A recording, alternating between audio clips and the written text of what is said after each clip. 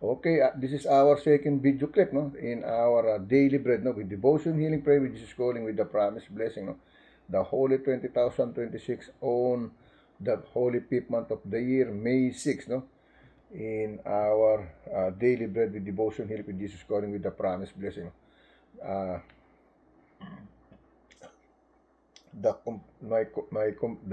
my compassionate service dedicated to the Lord Jesus Christ, and at the same time, I know He wants me to dedicate this to all of you, whoever you are, wherever you are. Okay? Now, let me read Isaiah, no, in God promises. No? I just passed by to read. No? This is our first scripture chapter. No? Hindi ko na napansin, no? Napabilis na tayo. Okay? But now, we're gonna read yung ating Isaiah, no? Chapter 64, verse 8 to 12, the first scripture that we read in our first video. No? Now, here is the message. This one, maybe I read or not, it doesn't matter. But, what is this for if I'm not gonna share it to you, okay? Kasama to sa trabaho ko, okay? Iba ang turo sa akin ng iba, iba ang guide niya sa akin. Hindi nyo maintindihan, okay lang yan. You disrespect that, you cursing me about that, that's fine for me, no? As long as I serve the Lord and to serve you, whether you like it or not, no? This is the way He teaches me to do it, to do so, okay? Alright, here is the message on May 6, no? Dito sa ating God promises, okay? Yung isang binasa natin kanina, Daniel, no? Yun yung daily bread, okay? Ito, devotion, healing, prayer, no? Yung binasa natin, daily bread prayer, no? Ito, devotion, healing, prayer, no? Ito yung message, no? May 6, no? You are our Father, no? We are a clay, and you are Father, no? And you are our Father, no? And all we are the work of yours, and all we are the works of your hand, okay? Isaiah chapter 64, verse 8 to 12, ang binasa natin, no? God is a Father, no? We are the clay, no? He is the one who gives the commandments, no? We are the ones who obey, no? He never has to explain himself, no? He never has to ask permission, no? He is shaping us over into the image of His Son, no? Regardless, no, of the pain and heartache, no, that may require. This lesson are learned a little easier when we remember that we are not in charge. He is, okay? Hindi tayo in charge, pero siya, okay?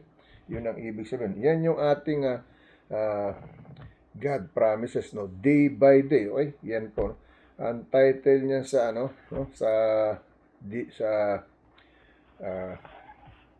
devotion healing prayer natin, no, ay pinagsama ko yan, day by day, and the gift of forgiveness, no? The gift of forgiveness, o regalo ng kapatawaran, okay? Yan ang ibig sabihin, okay? Now, let's go to read sa ating second Matthew, okay? Sa second Matthew natin, okay? Matthew chapter 6 verse 30 to 34. Okay? Isipin na isang video na tayo bago natin naalalang basahin. Kasi hindi ko na napansin, no? Pero I told you, even if I read that or not, it doesn't matter because I read the Bible already, no? But I want to read more message from other people to express their own opinion, no, from the Word of God. Because whatever we read, it comes from the Word of God, no? Now, if they use this word from the evil way, it becomes to the evil way, no? The way it works, no? But remember, all this word, it comes from God, no? Why, no? Let me explain a little bit, you know, why this one, it comes from God. Because Satan has been created by the Lord God, the Father, no? As a right hand, no? But he became a traitor, no? He trying to walk over him. That's what I'm trying to tell you, no? It said, live like me, walk with me, no? Take your cross and follow me, no? But it said, don't over me, don't step back on my back, no? Just walk with me, no? Follow me. Sumunod ka lang, wag mo lampasan, no? Kasi pag nilampasan mo, ayan, satanas na mangyayari sa'yo. Gusto mo talunin mo yung Diyos, no? Sa kapangyarihan, sa pagmamahal, no? That no one can defeat them. He defeat evil, no? Not has been defeated by evil. Oh. Tandaan niyo, no? That is my beautiful message today again, okay? Kaya huwag niyong lalampasan ang Diyos, okay? Whoever we are, president, or lower civilian person, don't over with God, okay? When you over with God's decision, that is a big problem, okay? Magiging hindi maganda, okay? Alright, always surrender to God, no? Whatever we do, no? Now, let me continue to read sa ating second na Matthew, no? Matthew chapter 6, verse 30 to 34, no? Yan ang ating babasahin. That one we read, the last verse is in the first video is Matthew chapter 6, verse 19 to 23, no? In Spanish, we over until versikulo 24, okay? Now, let me read, no? Matthew chapter 6, verse 30 to 34, okay? Alright, here is the message, no? 30 to 34, no? Here is the message, no? Wherefore, no, if God so clothe the grass of the field, no, which today is, and tomorrow is cast out into oven, shall he not much more, no, clothe you, o ye or you, a little faith, no? Dinaramitan niya tayo, no? Kahit mahihina ang pananampalataya, no? Mahina, no? Verse 31, therefore, no, take no thought, no, saying, no, what shall we eat, or what shall we drink, no? Or wherewith all shall be clothed, no? Clothed, no? Clothed, yung ating daramitin, no? Verse 32, no? For after all these things do the Gentiles seek, no? For your heavenly Father knoweth that ye or you have need all of these things. Okay? Kailangan natin alam ng Diyos yan, no? Verse 31, no? Pero verse 33, no? Verse 33, no? But seek ye or you first the kingdom of God and His righteousness, and all these things shall be added unto you, no? Ang lahat ng ito, idaragdag niya sa atin, okay? Sinasabi, no? But, sabi sa verse 33, but seek ye or you, no? But seek ye or you first the kingdom of God, no? The kingdom of God, no? And His righteousness, and all these things shall be added unto you. Verse 34, no? Take therefore, no thought, no? For the morrow shall take thought, no? For the things of itself, no? Sufficient unto the day is the evil thereof. The day is the evil thereof. Okay? Basahin natin sa Tagalog version. Okay? Ito po ang ibig sabihin sa Tagalog, ano? Nasira na yung sulok ng aking dito sa 31, no? But it's okay, no? So, dito tayo sa Tagalog version. Mateo 6, versikulo 30 hanggang 34, okay? Ito sinasabi, ngunit pinararamitan ng Diyos ng ganito ang damo sa parang, no?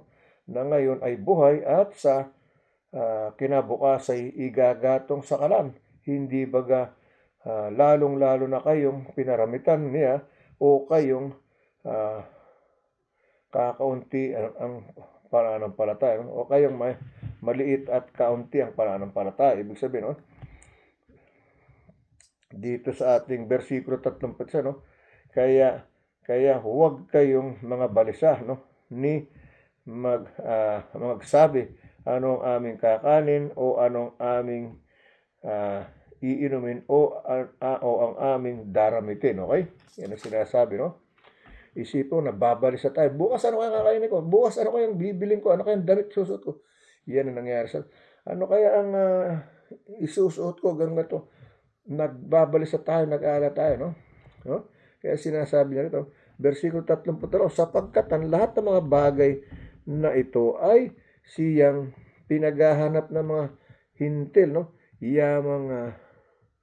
Yamang nalalaman ng inyong Ama sa kalangitan na kinakailangan ninyo ang lahat ng mga bagay nito. Kinakailangan natin, no? Pero hindi ibig sabihin magpakasakim tayo. Magpaka-addict tayo sa ganung bagay, no? Kasi mas mahalaga yung buhay kaysa katawan, no? Kaysa pananamit, kaysa pagkain. Mas mahalaga ang buhay, no? Mahalaga ang buhay at ang katawan, no? kaysa damit, kaysa pagkain o iinumin. Okay? Yan ang ibig sabihin. Okay? No, iinumin ka, wala namang halaga yung buhay mo, wala rin kwenta, no? Wala rin halaga yung araw mo, wala rin kwenta, no? Sabi, no?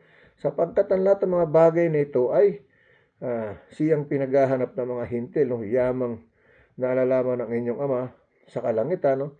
Na kinakailangan ng mga lahat ng mga bagay nito. Versikulo 33. Dapat hanapin muna ninyo ang kaharian, no?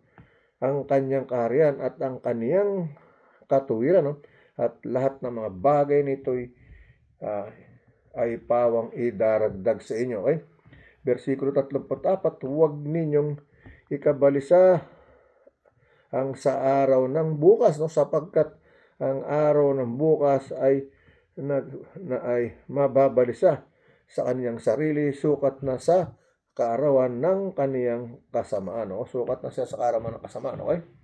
Yan ang sabi ng versikulo 32, no? Sapagkat ang lahat ng mga bagay nito ay siyang pinaghahanap ng mga hintil, no? Yamang talastas ng inyong Ama na kinakailangan ng Ama sa kalangitan, na kinakailangan ng lahat ng mga kinakailangan ninyo ang mga lahat ng bagay nito. Alam niyang kailangan natin ng pera, kailangan natin ng damit, kailangan natin ng pagkain, kailangan natin ng mga alas, lahat ng bagay alam niya, no? Yun ang ibig sabihin, okay? Kinakailangan natin. Pero anong pinasinasabing magaling dito, no? Sino naghahanap yan? Mga hintil, no? Alam niyo po ba yung hintil? Yung mga hindi pinanganak sa Israel, no? Hindi laki sa bayang Israel. Yan ang mga hintil. Ako, kasama sa hintil. Amerika, kasama. Chinese, no? China, Japan, Taiwan, no? All kind of state city is not from Israel. It's the Gentiles, no? Yan yung mahilig tayo sa mga ganyang bagay because we don't know God before, no? Because we are not born in Jerusalem, no? Even the one who born in Jerusalem, no, failed and disobeyed about the love of God, no? And how about us, no? We are the Gentiles, no? Kaya tayo hintil, hindi tayo laking Israel, hindi tayo doon pinanganak. Pero mas minahal natin ang Panginoon, mas nagagalak ang Panginoon sa atin. Alam niyo ba yun? Hindi nga tayo doon pinanganak sa Israel, mas masahol pa tayo sa taga-Israel. Yan ang ibig sabihin, no? Mas masahol pa tayong sumamba kaysa mga taga-Israelita. Okay? Yan ang ibig sabihin. Kung magagawa natin yan, ay madadaig natin sila, no? Hindi man natin sila madaig, sinisigurado natin ligtas naman tayo, no? Kasi minamahal natin ang batas ng Diyos. Okay? Sumusunod tayo sa Kanya, no? We are not disobey on His plan. Okay? Alright, now let me read in Spanish, okay? Okay, let me read in Spanish, no? Espanyol, okay? Mateo Kapitulo 8, versikulo 18, no? Sandali, no? Mateo Kapitulo 6, no? Mateo Kapitulo 6, okay? Maliligo pa tayo, no? Mateo Kapitulo 6, versikulo 30 hanggang 34, okay? Here is the message, no? Hice la herbia del campo que hoy es y mañana si echa en el horno, ¿no? Dios la veste así, no hará mucho más vosotros hombres de poca fe, ¿no? Versículo 31, no os opinéis pues diciendo que comeremos y que beberemos y que veremos, ¿no? Versículo 32, porque los gentiles buscan todas cosas, pero vuestro Padre Celestial sabe que tenéis, ¿no? Necesidad de todas estas cosas, ¿no? Versículo 33, mas buscad, ¿no? Primeramente, ¿no? Mas buscad primeramente el reino, ¿no? El reino de Dios, ¿no? Y su justicia, y todas estas cosas, ¿no? Os serán añadidas, ¿no? Versículo 34, ¿no? Así que no os apinéis por el día de mañana, porque el día de mañana traerá su afán, ¿no? Basta cada día su propio mal, okay? Yan ang sinasabi, no? Okay? Alright, sa Spanish, okay? Napakaganda ng balitang sa Matthew chapter 6 verse 33. Hanapin muna natin ang kanyang kaharian, no? Ang sabi rito sa Tagalog, no? Sa versikulo 30 sa verse 32, no? No? Seek ye or you first the kingdom of God, no? And all these and his, ano? Sabi, seek ye or you first the kingdom of God, no? In his righteousness, and all these things shall be added unto you, no? Ang sabi sa Tagalog, dapat hanapin muna ninyo ang kanyang kaharian at ang kaniyang katuwiran at ang lahat ng mga bagay na ito ay pawang idaragdag sa inyo. Itong dinagdag niya sa akin, no? Nung siya parang hinahanap ko na, no? Sabi ko, nasan ba talaga? Alin ba talaga ang Diyos? Hinahanap ko na siya. Dinagdag niya to sa akin, no? Hindi yung kayamanan ang hinahanap ko. Alam niya na yun. Hindi ako nagpapakamatay na sa yaman o anumang ano ba dito, no? Kaluhuan sa katawan, no? Hindi na yun ang hinahanap ko. Ang hinahanap ko ay kaligtasan ng aking kaluluwa. Kaligtasan ng aking pamilya, ng kanilang kaluluwa. Yan ang hinahanap ko, no? Sa aking kapuso at kapamilya, no? No, sabi nila ako'y makadiyos, no? Pero tuloy-tuloy sa pagdudumi ng katawan, no? Tuloy-tuloy sa pagdodroga, tuloy-tuloy sa pag-iinom, no? Iyan ang aking sinasabi sa inyo bilang paalala, no? Nagbababae ng lalaki pa rin, no? Pero nandito ang inyong kinakapatid, no? Kaibigan, no? Huwag niya tayo magtawagan ng tiyo, kuya. Tapos hindi ko naman din kayo matuturuan, mapapaalalahanan, no? Gagawin niyo pa rin yung gusto niyong gawin, no? So, nagiging magsasayang ang magiging dugo natin, no? Pero sinasagip ko kayo bilang kamag-anak, bilang kapuso at kapamilya o kaibigan, no? Whoever you are, no? Whether you are my friends or not, but when you watch this video, no, and you accept all the message of God, then you will gonna be saved, no? If you really trying to find the Holy Spirit of God, to receive the Holy Spirit of God, okay? That's the way it is, no? No force, no please, no begging, okay? Just be free to be a truly child of God like me, no? When He called me, I became His truly child as a children of Him, okay?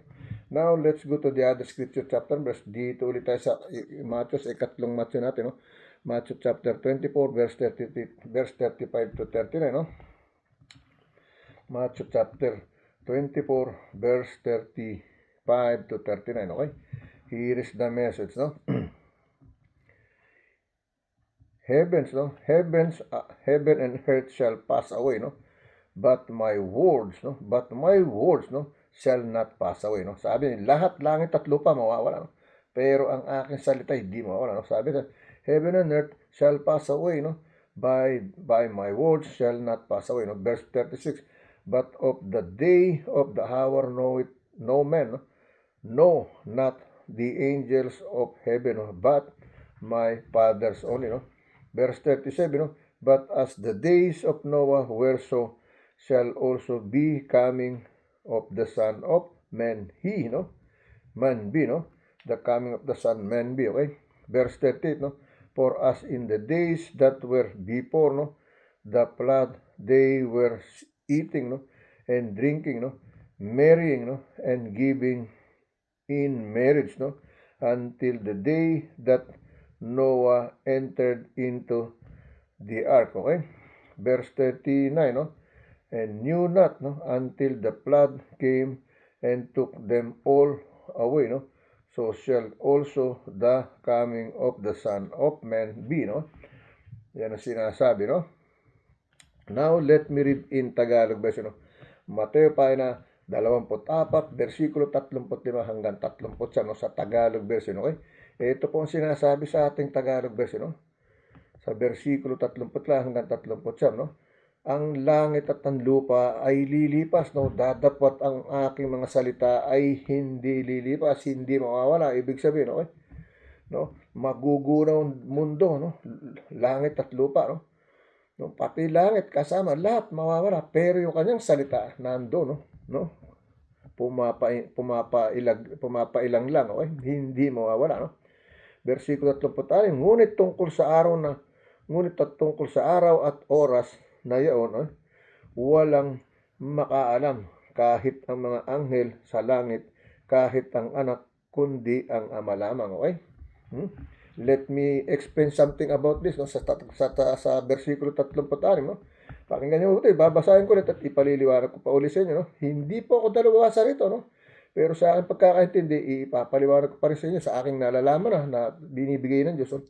Ang sabi rito, ngunit tungkol sa araw at oras na iyon, no, walang makaalam kahit ang mga anghel sa langit, kahit ang anak, kundi ang Ama lamang. Ibig sabihin, pati Diyos anak hindi malalaman, no? Ang makakaalam lamang ay Diyos Ama. Pakinggan niyo, no? Ngunit tungkol sa araw at oras na iyon, walang makaalam kahit na ang mga anghel sa langit, kahit ang anak, kundi ang Ama lamang. Okay? So, ibig sabihin po niyan na doon sa Revelation, no? Pakinggan niyo sabi sa Revelation, no? Sa chapter 20 yata, no? 21, no? Doon sabi, no? He will come like a thief, no? Susubukin tayo, no? Papasyalan tayo. Darating niya na parang isang magnanakaw, walang nakaalam kahit sino, no? Bigla na lang, paiilan lang, tapos biglang ganun, no? Kaya pag dumating yung araw na yon, walang basta makakaligtas, lalo na't makasalanan, okay? No? Mamamatay lahat, okay, kukunin niya lahat ng kaluluwa. So pag namatay na walang pagsisisi, hindi nagbalik loob sa kanya, no? Hindi tumanggap na kapanganakan, hindi namuhay na kanya, hindi lumakad sa lakad niya, hindi binitbit ang cross at sumunod sa kanya. Kung sumunod man, lumampas pa, sa kasalanan pa rin, no? May kahatulan pa rin sa kabilang buhay, okay? Ngayon, kung nasunod yung mga bagay na yan, no? Pagdating sa kabilang buhay, doon nyo malalaman kung naligtas kayo o hindi, no? Pero dito pa lang, buhay pa lang kayo, malalaman nyo na, mararamdaman nyo, no? Kung naligtas kayo o hindi. Kung namuhay kayo katulad niya, lumakad kayo sa lakad niya, no? Binitbit natin ang ating cross, nagsakripisyo tayo at sumunod tayo sa kanya. Hindi tayo lumampas sa kanya kung hindi sumusunod lang tayo sa kagustuhan niya, okay? Na may pagpapahinod, paggalang at pagmamahal, okay? Versikulo 37, no? At kung paano ang mga araw ni Noe, gayon din, no, naman ang pagparito ng anak ng tao. Versikulo 37, sapagkat gaya ng araw bago nagkauhaw, no? Bago nagkagunaw, no? Sapagkat gaya ng mga araw bago nagkagunaw, sila'y nagsisikain at nagsisiinom at nag-aasawa at pinagpapag-asawa, no? Hanggang sa araw ng pumasok si Noe sa daong, okay? Sabi rito, no? Sapagkat gaya ng araw bago nagkagunaw, no, sila'y nagsikain at nagsisiinom at nangag-aasawa at pinag-aasawa hanggang sa araw ng pumasok si Noe sa daong, okay? Versikulo 30, at hindi nila nalalaman hanggang sa dumating ang paggunaw at sila'y tinangay ng lahat, no? Ay gayon din naman ang pagparito ng anak ng tao, okay? Yan ang ibig sabihin, okay? So, ganun din, okay? Now, let me read that in Spanish, okay? Okay, let me read in Spanish, no? Mateo Kapitulo 24, versikulo 35 hanggang 39, no? El cielo y la tierra, no, pasarán, pero mis palabras no pasarán, okay? Versikulo 36, pero del día y la hora nadie sabe ni aun los ángeles de los cielos, sino solo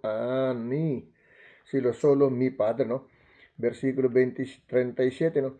Mos como en los días de Noé, así será la venida del Hijo del Hombre, ¿no? Versículo 38, ¿no? Porque como en los días antes del diluvio estaban comiendo y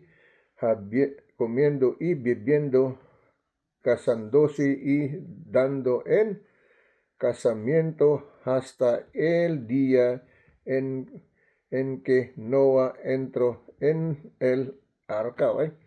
Versículo 39, ¿no? Y no entendieron hasta que vino el diluvio y se los llevó todos, así será también la venida del Hijo del Hombre, ¿no? Yan ang sinasabi, okay? Now, let's go to read in other scripture chapter and verse, no? Dito tayo sa ating John, no? Okay? Sa John, no? John chapter 1, verse 10 to 40, no? Verse 10 to 40, no? Here's the message. He was in the world, no? And the world was made by him, no? And the world knew him, no? Not, no? Knew him not. Verse 40, no? He came unto his own, and his own received him not, no? Ang sabi ng verse 11, he came into his own, and his own received him not. No? Verse 12, no? But as many as received him, to them gave he power to become the Son of God, no? Even to them that believe on his name. Okay? Verse 30, no? Which were born, no? Not of blood, no? Nor of the will of the flesh, no? Nor of the will of men, no? But of God, no?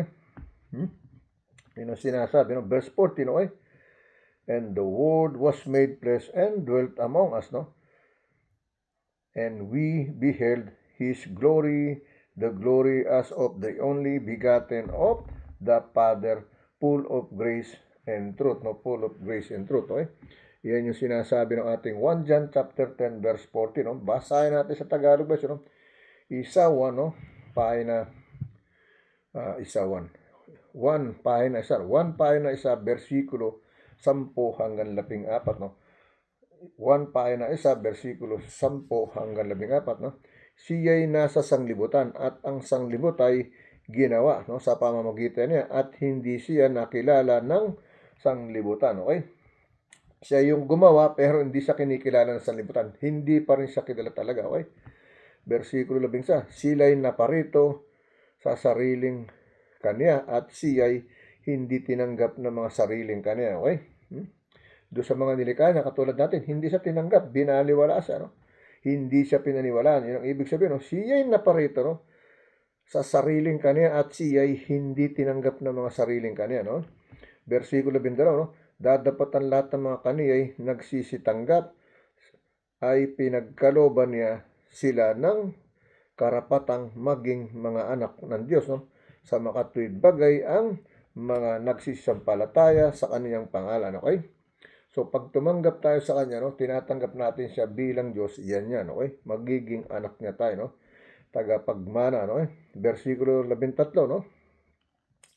Na mga pinanganak na hindi sa dugo ni kalooban ng laman ni sa kalooban ng tao kundi ng Diyos, no? Yan ang sinasabi, no? Ito yung binabanggit ko kanina, no?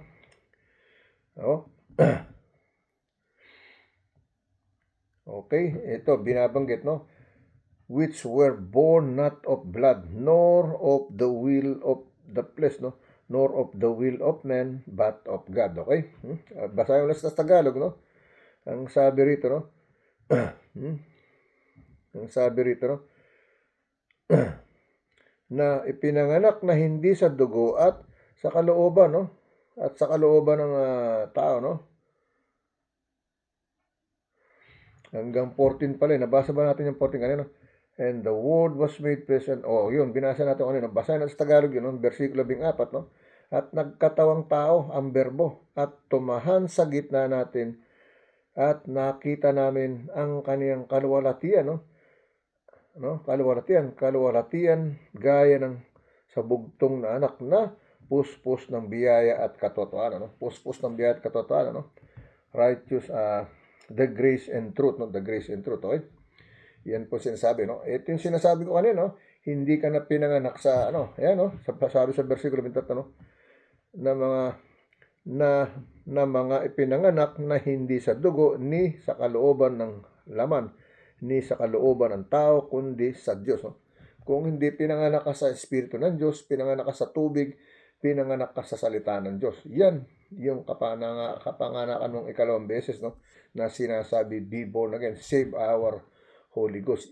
Iligtas natin ang ating kaluluwa kasama ng Espiritu Santo ng Diyos, yung kaluluwa ng Diyos. Ibig sabihin, no? Let me read in Spanish, okay?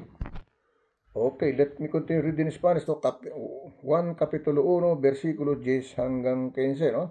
O hanggang 14, no? Juan Kapitulo 1, versikulo 10 hanggang 14, no? En el mundo estaba en el mundo, por él fue hecho, para el mundo no le conoció, ¿no? Versículo 11, lo suyo vino y los suyos no le recibieron. Versículo 12, más todos los que la recibieron y los que creen en su nombre les dio, ¿no? Potestad de ser hechos hijos de Dios, ¿eh? Versículo 13, ¿no? Los cuales no son engendrados, ¿no? De sangre, ni de voluntad de carne, ni de voluntad de varón, sino de Dios, ¿eh? Versículo 14, ¿no? Y aquel verbo fue hecho carne, ¿no? Y habitó entre nosotros y vemos su gloria, ¿no? Gloria como del unigénito del Padre, ¿no? Y le lleno de gracia y de verdad, okay? Lleno de gracia y de verdad, okay? Yan ang sinasabi, no? Now, let's go to our another scripture chapter and verse, okay? Okay, let's continue tayo, no, sa ating isa pang scripture chapter, Romans chapter 2, verse 1 to 5, no? Romans chapter 2, verse 1 to 5, okay? Here is the message, no? Therefore, no, thou art, no, inexcusable, no, unexcusable, O man, whosoever thou art, whosoever thou art that judges, for wherein thou judges another, thou condemn thyself, for thou that judges thou is, no, the same things, okay? Verse 2, no, but we are sure, no, that the judgments of God is according to truth against them, no, which commit such thing, okay? Verse 3, no, and thinkest thou this, a man that judges, no, them which do such thing, no, and thus the same that thou that escape the judgments of God, no? Verse 4, no, or despise, no, or despise thou the riches of his goodness, no, and forbearance and long suffering, no, not knowing that the goodness of God, okay?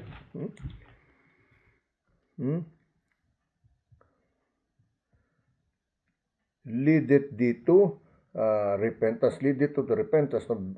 Verse 5, no? But after they hardness, no, and impotent, no, hurt, treasures, no, up unto thyself, no, wrath, no, against the day of wrath and revelation of the righteous judgments of God. A revelation of righteous judgments of God, no? Basahin natin sa Tagalog version, no? Bago tayo pumunta sa ikatlong video, no? Roma, pahina 2, versikulo 1 hanggang 5, no? Dahil dito'y wala kang madadailan o tao sino ka man na humahatol, sapagkat sa iyong paghatol sa iba ay ang iyong sarili ang iyong hinahatulan mo, no? Sapagkat ikaw ay humahatol sa nagumagawa ka ng gayon ding mga bagay, no? Versikulo 2, at nalalaman natin na ang hatol ng Diyos ay ayon sa katotohanan laban sa kanila sa mga nagsisigawa ng gayong mga bagay, no? Versikulo 3, at iniisip mo baga ito, o tao, na humahatol sa mga nagsisigawa ng gayong mga bagay, no? At ginagawa mo ang gayon din, na ikaw ay